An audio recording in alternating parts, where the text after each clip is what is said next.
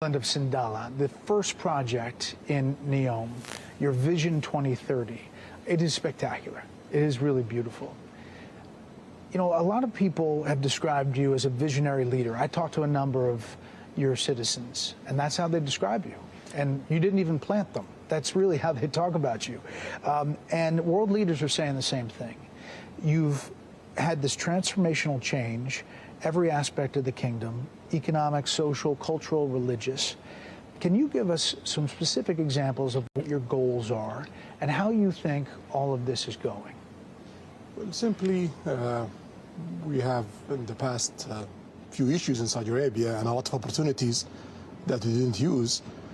We're trying to capture that and to go forward for a better Saudi Arabia. And that's what we're trying to do. And it's a big vision. It is a big vision, and we get like surprised every day that we reach our target faster, and we extend that to a newer target and a bigger ambition. So it's really exciting. Your ministers say you work them hard. Well, you can see in 2022 we are the fastest G20 country growing, and also in this year, if you take just the non-oil GDP part, we are the second fastest in the G20 growing. So it's like a fight between Saudi Arabia and India, a good fight. You're making a transition on trying to get different parts of the economy, not a heavy reliance on oil. The role of women in the society has evolved significantly. You know, you have this 2030. What do you see 10, 20, 30 years for Saudi Arabia? I will give you an example. If you look to late 70s, Saudi Arabia GDP is bigger than South Korea. And now South Korea, I think it's the 10th or 11th largest GDP in the world in 2016, and in 2016 we are number 20. So that's a shame. In 1980 we was GDP number, I think, 12 globally, and then in 2016 we are number 20. So we believe if Saudi Arabia and really the perfect track, since that time we will be among the top 7 GDP globally. I'm trying to get Saudi Arabia back on the right track.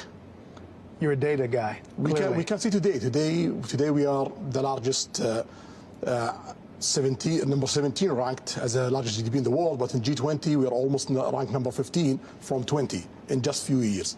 The G20, you just mentioned it. You really have become a big player on the world stage, and that G20 rail and ports deal connecting Europe, the Gulf nations, and India, why is that such a big deal? Logistics is important. If you want to manufacture in your country, if you want to move goods, it's important to have a good logistic plan. You work it with many countries, many regions, to be sure that goods pass in the right time.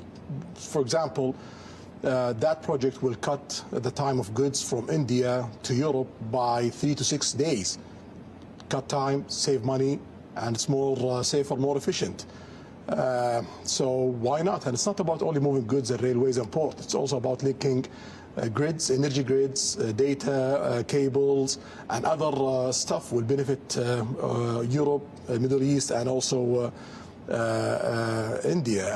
And most of these energy, all of these energy going to be a green energy that's going to be produced in the Middle East and being exported to Europe and India. So it's a big deal for us and for Europe and for India. Also mentioned in this deal is Israel.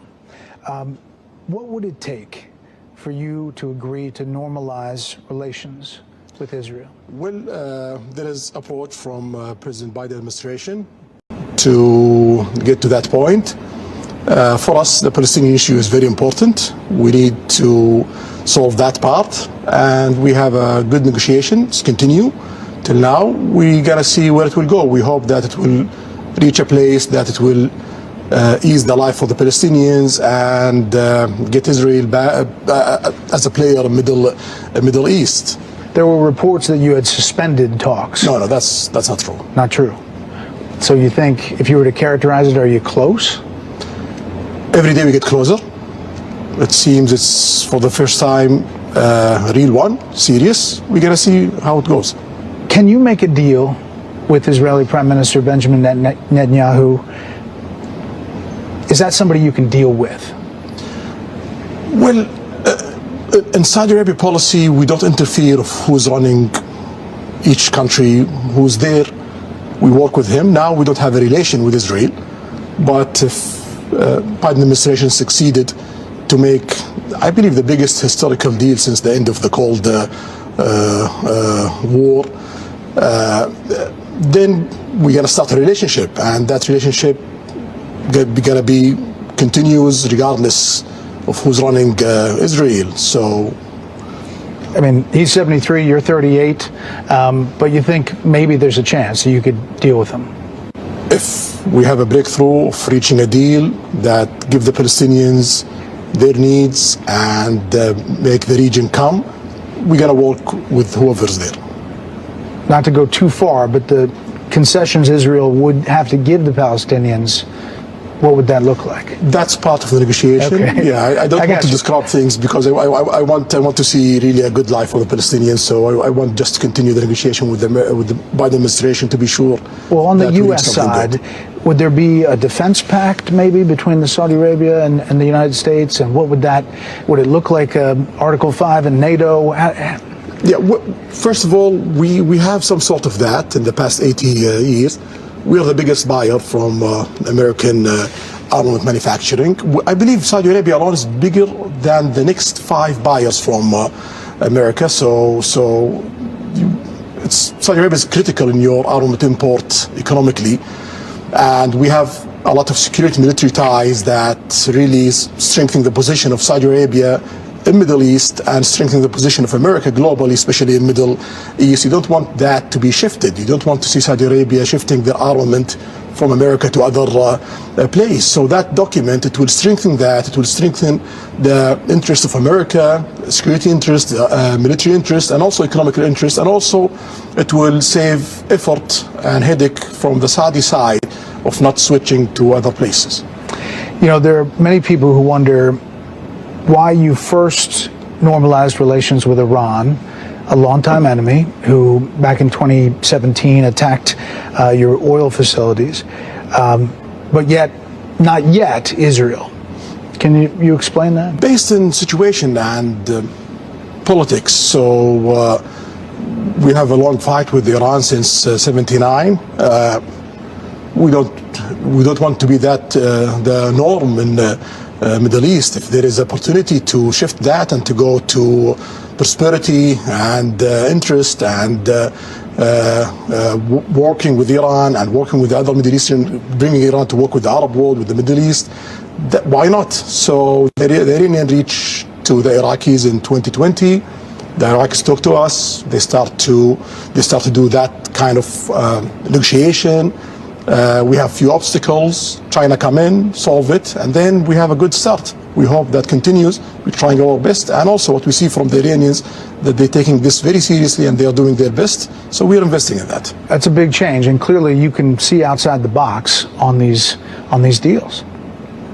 You know, you can look to that. Are you concerned though Iran gets a nuclear weapon, about them getting a nuclear weapon? Well, we are concerned of any country getting a nuclear weapon. That's a bad move, and you don't need to get a nuclear weapon because you cannot use it. Even if Iran gets a nuclear weapon, any country use a nuclear weapon, that means they are having a war with the rest of the world. The world cannot see another Hiroshima. If the world see 100,000 people dead, that means you are in a war with the rest of the world. So it's a useless effort to reach a nuclear weapon because you cannot use it. If you use it, you got to have a big fight with the rest of the world. If they get one, will you? If they get one, we have to get one for security reasons, for balancing power in the Middle East. But we don't want to see that. Yeah. It's just a big change. You know, a lot of the world experts are saying how you can isolate Iran and try to prevent them from doing what they have been doing. And then just the image of your Saudi team, football team, going to Tehran to play is just striking, right? Well, that's good. That's part of the movement. And we see very warm welcome from the Iranian side to the Saudi team. I believe Saudis take that very positively. Iran has been fighting this proxy war in Yemen against you. Just today, there were these high-level talks over the past 5 days with the Houthi rebels inside the kingdom. And the quote from your people is that it was positive. Secretary of State Blinken said that this is a time of opportunity. Do you think it is? Yeah, definitely. Our aim from day one is to have good life for the Yemenis, good life for the whole countries in the region. For us in Saudi Arabia to progress, to do really great progress and great growth and creating amazing economy in Saudi Arabia and have close to 100% of succeeding of what we're trying to get, that means we need a stable region. To have a stable region, you need economical development in the whole region. You don't need to see problems in Yemen. You need to see Iraq going really forward. You need to see Iran going really forward. You need to see Lebanon going forward. You need to see the rest of the region going forward. And we are working with GCC, with Egypt, with other players in the region, and also with the global players, with our allies in America, to make that happen. That's good for the rest of the world, because you see, when the region is disturbed, ISIS come out, Al-Qaeda come out, terrorist attack come out, piracy come out. So we don't want to see these events. You want to see opportunities for American companies, for European companies, for the rest of the world, and for more growth in a place that create problems in the past few decades. I mean, obviously, more than 150,000 people died in Yemen. It's been a big humanitarian crisis, but you all put in billions to help in that, and it doesn't get covered a lot. Do you think it's close to kind of wrapping up? Well, we are the biggest country in the world who give aid to Yemen in the past and today and tomorrow, and we want to increase that, and also we want to start to invest in Yemen in the economical part in all sides of Yemen, and we are in the process of doing that, even if there is a ceasefire and there is no political agreement yet. But we are trying to push all the areas forward day by day. Just a couple more things on Iran. Do you think it was a good idea for the U.S. to allow Iran to access that $6 billion in exchange for the 5 American hostages? You know, you cannot say it's a bad or a good policy, but what I would say that it's a step. I hope that the Iranians show that getting that $6 million and getting those American backs, it's worth the effort, because that will encourage the world to do more. You mentioned China brokering that normalization with Iran. That surprised some folks. Why choose China in that role? We didn't choose China. China chose you? China chose to be a broker to make that happen. There are signs of change. Obviously, the renewal of relations with Iran, brokered by China, possibly joining BRIC. China's a big component of that. Is the kingdom reevaluating its security partnerships, kind of trying to think of different ways to do it? No, BRICS is not about political alignments. So if you look at the G20, you have like 2 groups inside the G20. You have the G7 and you have BRICS inside G20. We tried to join the G7 at President Trump time, but some of the countries in G7 have like requirement to be part of that. And we are seeing that if we continue for 1 decade without being part of group inside the G20, that could really create obstacles for us economically. So BRICS is an option. They invite us, and we welcome that. And BRICS is not a group against America or the West. You have a lot of allies in BRICS. You have India, you have Brazil, and you have South Africa. Those are also as your allies. You talked to all these world leaders. I mean, you talked to all of them. And when was the last time you talked to President Xi? Something around, I'm not sure, You've talked to him 4 months. Yeah, we talk a lot every year. Yeah. How do you see him? What's he like? Well, he's trying to do the best for China, and he has all the right to do that. He's a leader of a country, and he wants his country to succeed and to grow, and he have more than 1 billion people. You don't need to see China failing. If you see China failing, it's around 13-14% of the world GDP, and it's around 15 to 20% of the world population. If that country falls, everyone on the planet falls, even America. Yeah. You know, obviously there's a lot of concern in the U.S. about Taiwan. As you know, President Xi, when it comes to that issue, What do you think his Vision 2030 is? We announced our policy in that. We believe in one China, and I believe so is America believing in that. There is few arrangement there. I believe the Chinese is respecting that till now, and we're going to look forward how it goes. What about Russia? You deal with President Putin. What's your thought about Russia inside Ukraine? What's happening there, it's something bad. We don't want to see it. Invading a country, it's something against the rules of the UN. And the Saudi vote against that. The Russians have their excuse of why they did that, of expanding the NATO, etc., of their lists of excuses. But invading a country is really bad. In Saudi Arabia, we have a good relation with Russia, and also we have good relation with Ukraine. We have amazing and critical trade with Ukraine and Russia. So for us, we try to do our best to push for a few steps to solve this problem. I mean, you tried to host peace talks. Russia didn't come, but I wanted to ask you about, supporting Russia. I spoke to your energy minister, who was fantastic, Prince Abdulaziz, about your decision for oil production cuts. And he told me that it was based on volatility and trying to stabilize the market. There are some supporters of Ukraine who say by doing that and prices spiking that you have essentially boosted Russia's war effort at a time when every country, a lot of countries are trying to squeeze him to get out of Ukraine. So how do you deal with that? So you're talking about support of Ukraine, but how about the president of Ukraine? What did he say? He said totally something against that. He says Saudi Arabia is supporting Ukraine, supporting to solve the problem between Ukraine and Russia, and trying to be a mediator to help in that area. And if we are doing a deal in OPEC Plus country to support Russia, Iran is part of the OPEC Plus country, and at that time Iran was our enemy.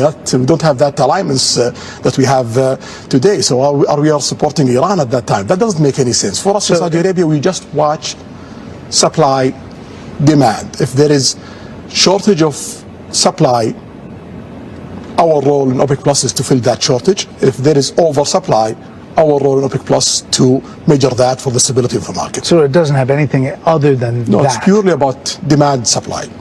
It is coming up on the 5-year anniversary of the brutal murder of journalist Jamal Khashoggi in your consulate in Turkey. U.S. intelligence pointed to you as ordering that attack. I've heard you address this several times, saying you didn't order the murder, saying it was horrible and a mistake, and that as a leader you take a responsibility as a leader of the country.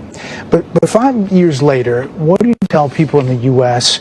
who still have concerns, and journalists maybe around the world, and maybe potential tourists who would come here to Sindala, that they wonder if anything changed or if it could happen again? Well, we take all the legal measurement that any country took, like when America have mistakes in Iraq, they do investigation, trial, etc. We did that in Saudi Arabia, and the case being closed. And also we try to reform the security system to be sure that these kind of mistakes doesn't happen again. And we can see in the past 5 years, nothing of those things happen. It's not part of what Saudi Arabia do in the last 100 years. It was a mistake, it was painful, and we are trying our best to be sure that we reform our system to work by the book and to be sure that everyone is safe, not in Saudi, in the whole globe. Did anyone involved in the killing serve jail time? Yes. Anyone involved is serving jail time. You have to face the law. And you're trying to change the law broadly to make sentences more realistic? More realistic for us as Saudi, not for foreign people. But we believe today it's far away from realistic for us as Saudi. So we are not proud of all of our laws in Saudi Arabia. There was this AP Associated Press article that just came out a couple weeks ago with the headline that said, Saudi man receives death penalty for posts online, latest case in wide-ranging crackdown on dissent. I guess dealing with his posts on X, formerly Twitter. So one, is that true? And two, are you changing that aspect? Yeah, shamefully it's true.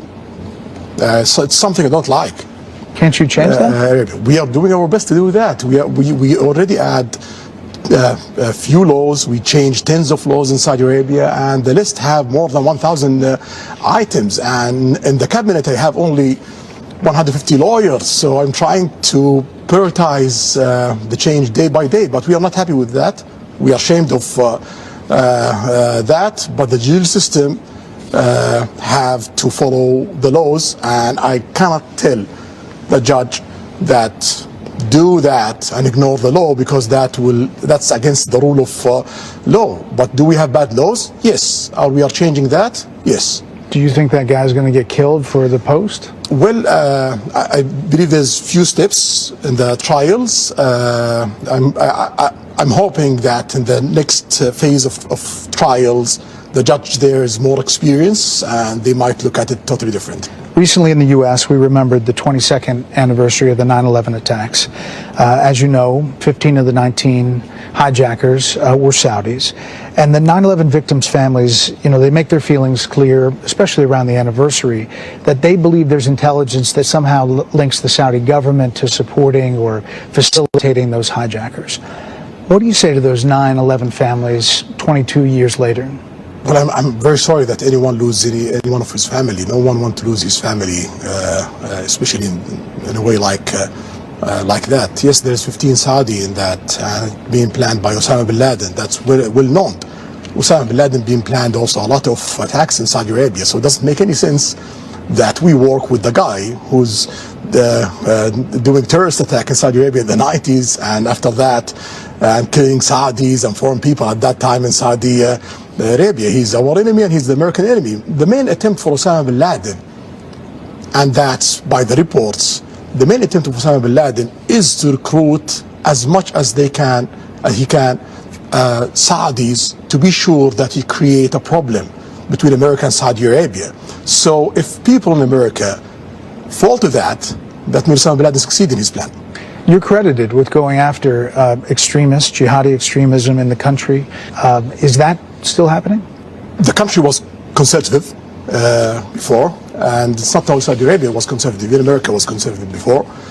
Time change, and reforms comes, and that's what's happening in Saudi Arabia. After the Khashoggi killing, President Biden called Saudi a pariah nation. Then he visited here and he had the closed fist, the fist pump. Then it's an open hand recently at the G20 with a handshake and a smile, thanking you for your leadership. It's fair to say the U.S. relationship with Saudi is complicated. How would you describe your current relationship with President Biden? The only thing that doesn't change in politics, that is changing.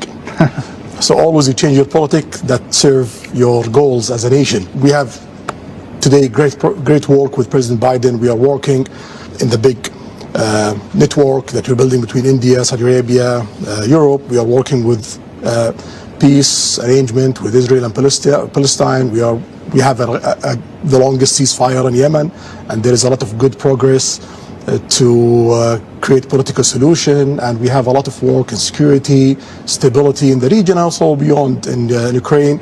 We have amazing work in technology, R&D, 6G investment and R&D in the rest of America, space industry, and many areas. So the agenda between Saudi Arabia and America today, it's really interesting, and we have really amazing relation with President Biden.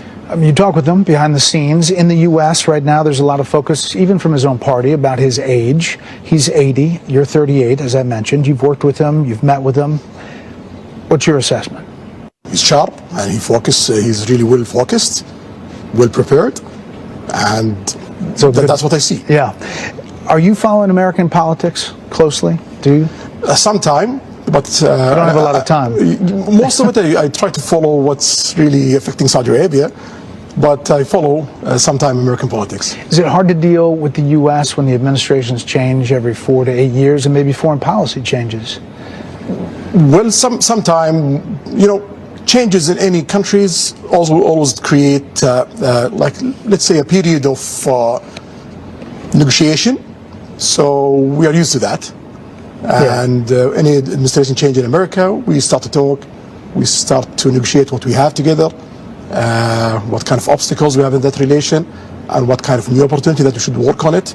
And then we reach a point that we have this plan to work in the next few years.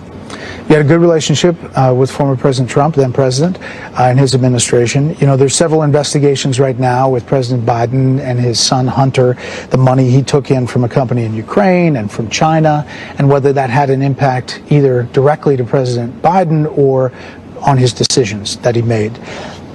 In the Trump administration, you had a really close relationship with the president's senior advisor and son-in-law, Jared Kushner.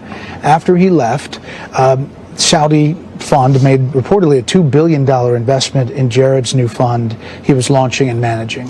Do you think that sends the wrong message, even if there wasn't a tit for tat, I'll give you this and you get that? We look to opportunities and investment. We have investment, a lot of investment around the globe with a lot of peoples and with economical opportunity. So if Trump becomes president again, you'll leave the $2 billion with Jared Kushner? It's a commitment that PIF have, and when PIF have commitment with any investor around the globe, keep it. Would it affect your decisions with a new Trump administration with that sitting there? Well, Saudi Arabia is so big, so I'm quite sure mostly any person around the world, directly or indirectly, you have something to do with Saudi Arabia. So if that can affect President Trump decision, if he become a president, that means that it's gonna affect every president in the world and every person in the world decision, because directly or indirectly, he have some sort of interest or something to do with Saudi Arabia. Well, there you go. The other question I wanted to ask you is, you're a sports fan. Yes, definitely. Where were you when Saudi beat Argentina in the World Cup, and what was your reaction? I was with my family, my brothers, their wives, their kids, watching the game. And actually, we just want to get out from this game with no humiliation. We get surprised. I mean, it fired up people here. I talked to a ton of them, and they were really excited. Do you think football, soccer in the U.S., is changing the dynamic here, that it's almost another national identity? Well, when we want to diversify our economy, you have to work in all sectors. Mining, infrastructure, manufacturing, transportation, logistics, all that is. And part of it is tourism. And if you want to have tourism, you need to develop your culture sector, your entertainment sector, and your sports sectors, because you need to create a calendar. And we can see tourism used to participate in Saudi Arabia GDP by 3%. Today it's 7%. Sport, it used to participate in Saudi GDP by 0.4%. Today it's 1.5%. So it's economical growth, it's jobs, it's a calendar, it's entertainment, it's tourism, and you can see we are now ranked #1 in Middle East. 6 years ago, we are not even in the top 10 list in Middle East, and we are now, in 2022, we are number 10th of global visit globally. So that's a really great success. We are aiming to get above 100 million visits in 2030, maybe 150. Last year, we reached almost 40 million visits from Saudi Arabia and globally. So it seems like we are going there. Yeah. Your tourism minister says you keep on setting a new goal. Because we reached the goal that we set very fast. Yeah. You are spending a ton on sports, a lot of money. Big names that people are very familiar with, big teams, big facilities. What do you say to the people who charge that that's part of sports washing, that you're trying to use all of that to somehow improve or somehow affect your image in the world? Well, if it's sport washing going to increase my GDP by 1%, and then I will continue doing sport washing. You're okay with that term? I don't care. I have 1% growth of GDP from sport, and I'm aiming for another 1.5%.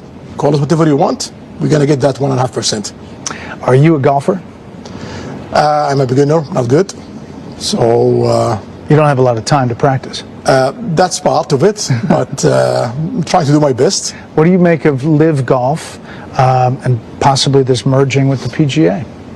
Well, that's a game changer for the golf industry.